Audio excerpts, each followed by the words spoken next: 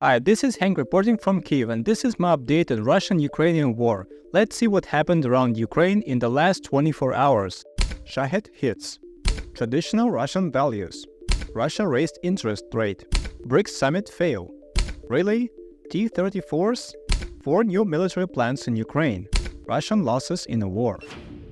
Yesterday I published the previous video and immediately received news that at that very moment a suicide bomber hit a multi-story building in Kyiv close to me. I wrote a comment under my video, but apparently YouTube didn't like it. In general, it all feels like an idiotic reality show with the real death. It just won't stop. Our general staff said that they were able to shoot down and land 88 drones and another one flew towards Belarus. In total, we presumably have 3 drone hits, one of which hit a high-rise building, where several apartments on the 17th to 20th floors caught fire. Up to 10 people were injured and a girl was killed. She was only 15 years old, damn it. The kid just was at home on Friday evening. When you know that Shaheds are flying to the capital, it seems unrealistic that it will hit your window. The city is huge, there are thousands of houses, but that it just hits a specific house and kills a specific person. There is no military benefit in this, just terror. What is the point of spending hundreds of thousands of dollars to kill a Ukrainian girl? It's just horrible. I don't know what words to choose every time. How do you feel, Antonio Guterres, Putin lover? Did he congratulate Putin on the successful murder of a teenager in Kyiv? What's interesting that I received a document where Russians report that only 13 or 14% of the Iranian-made drones hit the target, and this is taken into account how the Russians like to exaggerate their successes.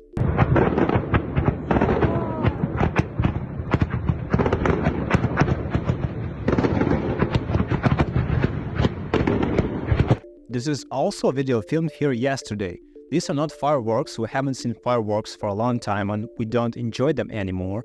This is the work of our air defense. I'm strictly against anyone filming air defense combat operations, but this video has already been spread across all possible social media, so I'm showing it to you. When this happens over your roof, you just pray that they shoot everything down and that the debris doesn't fall on your house. There is no protection against this, it's just a matter of luck whether your house burns down today or not. And this is not the only such news for today. In Boryspil, the suburbs of Kyiv, a Shahed hit a private house. 1 person died and an 11-year-old child was injured. Again, people were just at home on Friday evening, a time when after a hard work week everyone wants to be at home with their family and doesn't plan to die from a drone which was built by people in sleepers in distant Iran. In the city of Dnipro, which is closer to the front, 20 people were injured, a hospital and the private houses were damaged, 4 people died. Despite the low accuracy and the weight of the warhead of only about 110 pounds or 50 kilograms, Shahed drones can cause chaos and take lives.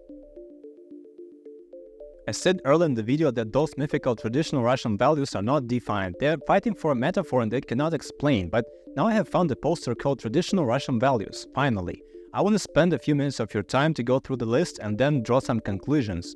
I've translated each point verbatim and blurred the background so that it can be read on the screen. I've not rehearsed these blocks, so I will most likely make faces. Let's go clockwise, starting at 12 o'clock. Patriotism, yeah, go die for my palace in the yacht, Vanya. Mercy, yeah, you know these famous merciful Russians, severed heads on camera, shooting unarmed prisoners, abuse of captives. Labor, okay. Killing is difficult, of course it's not building schools and doing repairs in their shacks, but they respect work, really. Civic consciousness, what do you mean by that? I had to look up the definition and I doubt that any Russian would immediately answer you, it means that I can independently make decisions that are correct from the point of view of social rules and moral standards and be responsible for society for the consequences of my actions. Oh, well, you know these responsible Russians. Justice, Collectivism. They really have it. To get together and go kill peaceful people, steal toilets, rape, it's definitely in their genes. Unity of Russia's peoples. Oh yeah, this is a wonderful thought that all the hundreds of nationalities live there in peace and friendship.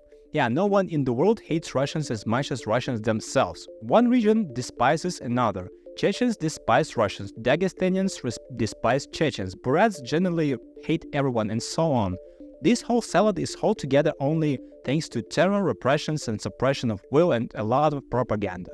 Historical memory and continuity of generations.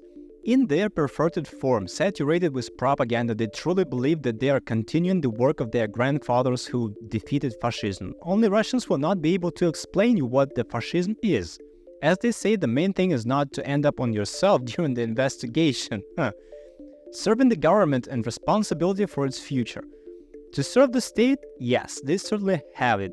They serve the Tsar to the last, the Tsar is holy, but this doesn't mean that the Tsar cannot be shot, as was the case with the Romanov dynasty. Responsibility for the future of the country is of course surrealism. It's unclear what kind of future they can talk about. Endless sanctions, a ruined image in the political arena, a ruined army, a ruined economy. Only the same renegades like North Korea and Iran deal with them, and judging by the results of the BRICS forum, the rest are not in a hurry to make friends with a crazy dictator. Strong family. Well, we all know these famous strong Russian families. Spiritual over materialism. Maybe. If a priest says go kill Ukrainians, then Vanya will go. It's idiotic, but it works for them. By the way, sociology says that today Russians trust the church at about the same level as the state, and it has a chance to bypass the state. Mutual respect, mutual help. Humiliation, midstorms. Yeah, mutual respect and help. Respect and help. Human rights and freedom. Ha. Dignity. Ha. Life. 3 times ha. 680,000 lost soldiers as for today. Humanism. My guys who got out of captivity without their teeth say that this point is redundant here. High moral values. You tell me in the comments. This video is a conclusion that I want to make after reading this list. You see how a valiant Russian soldier with the chevron of the Chechen battalion Akhmat beats his wife holding a child in arms. The video was filmed in the Russian city of Astrakhan. On the parked car you can see Russian license plates. He was not even arrested, but a protocol was drawn up against him under the article Petty Hooliganism, and his wife didn't even write a statement to the police. Let me remind you that Russians decriminalized domestic violence a few years before. For such a performance, he will pay a small fine and the person will not die. You can also ask why no one intervened. Traditional Russian values, you know. Yesterday I promised to analyze the important news with the change in the interest rate which the Russian Central Bank raised after the unsuccessful BRICS summit.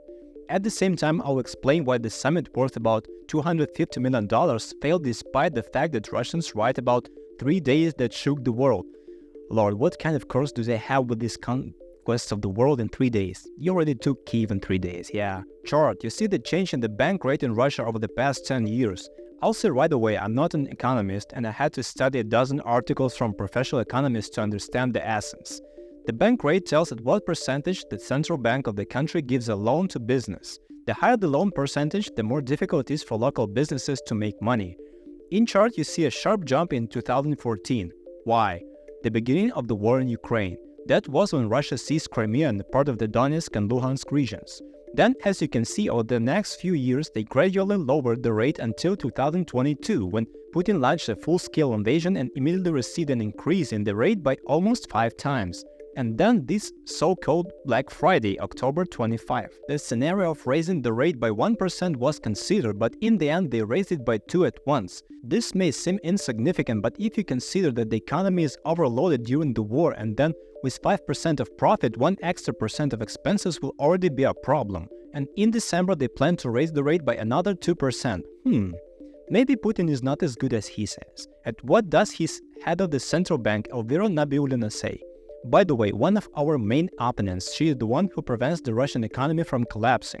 Unlike his idiot generals, she is a truly high-class specialist and we respect her achievements.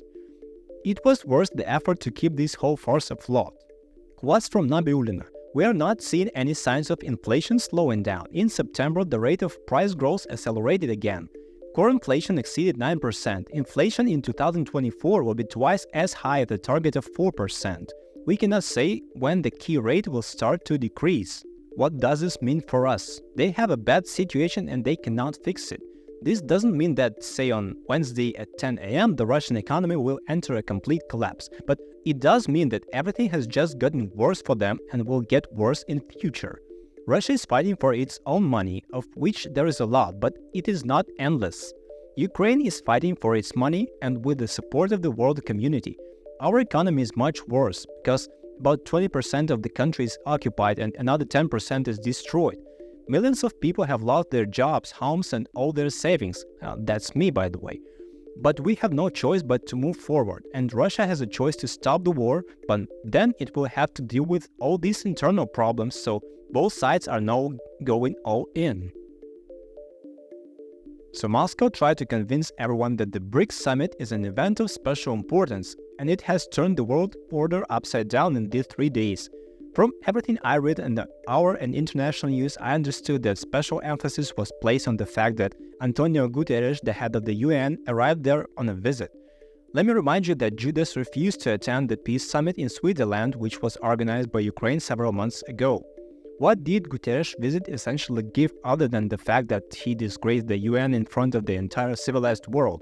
In general, nothing. He was just there. What were Putin's plans for this summit? First of all, he is still trying to show that Russia is on the same level as the US and China, and the BRICS alliance can allegedly be some kind of anti-Western alliance with a military component. I can assume that Putin would very much like to get new sources of weapons, of course. This was discussed somewhere behind tightly closed doors. The point is, of course, that most of the countries do not really want to fight in the political arena with the US and the EU, but rather seek economic benefits, while Putin wants exactly that. The United Arab Emirates, South Africa and Brazil were determined not to fight with the West. China, as always, has chosen a wait-and-see position and left the summit before the others. Second, the expansion of the BRICS bloc was one of the main goals of the summit. India, Brazil and South Africa blocked the expansion because they require clear criteria for entry. Turkey's membership is blocked by India. Nigeria's membership is blocked by South Africa. Venezuela and Nicaragua's membership is blocked by Brazil. I see that there is no unity or even understanding of the essence of this union. All participants have different goals and conflicts of interests.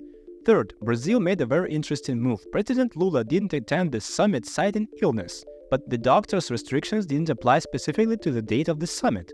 Perhaps the Ukrainian ambassador to Brazil, Andriy Melnik, a very competent specialist, had a hand in this, who knows. Saudi Arabia is not shown in the video of the delegations that Putin meets. They were simply cut out. I heard that their relations have deteriorated greatly and the oil market plays the main role here. Let's see what comes of this. Fourth, the Russians failed to create some kind of alternative to the established financial system where the dollar and euro played the main roles. As we know, due to sanctions, the Russians are very limited in their actions and are actively looking for an opportunity to bypass sanctions. There was an attempt to use the Chinese yuan, but suddenly they were unable to implement it. And this point is precisely the reason why the Russian central bank raised the rate by 2 points at once. They simply didn't receive a solution how to buy sanctioned and imported goods directly in order to reduce their cost. If you know what exactly the summit changed, please write in the comments. I personally didn't understand what exactly this summit gave, except that Putin pretended that he was still one of the world leaders and could spend $250 million to hold such a party. T-34, damn it. This is Russian continuity of generations in reality. This is a tank from 1930s, a legend of the Second World War. The last of them, the newest one, was released in 1958, that is, 66 years ago. And here we see the dinosaur at the Russian training ground in the Far East. I never cease to be amazed at how persistently the Russians can fake it till you make it. When we saw the T-55 tanks, it seemed that there was nowhere to go lower, but here we are. In early 2022, the whole world was afraid of the great and mighty Second Army of the world. They seriously could continue this game forever until their columns began to burn in Ukrainian villages. No, I'm not saying that they have little equipment or that they are weak. They are still a terrible opponent and they still kill a lot of our defenders. This is where Putin's escalation is heading, killing 15-year-old children at night and pulling T-34 tanks out of caves. Mr. Sullivan, please reconsider your assessment of Russian power.